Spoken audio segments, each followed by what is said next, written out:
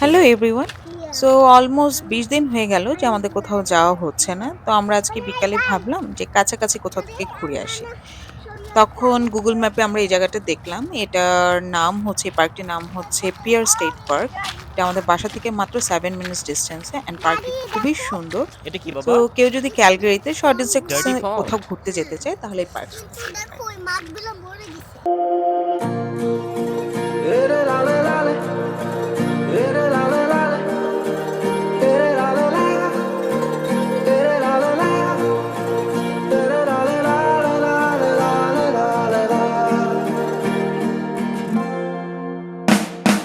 ঘুম ভাঙা কোনো সকালে সূর্যটাকে দেখা, আর মোরা কোনো দুপুরে গুনগুনিয়ে গাওয়া পথহারা সব পথিকের সবটাই ভালো লাগা।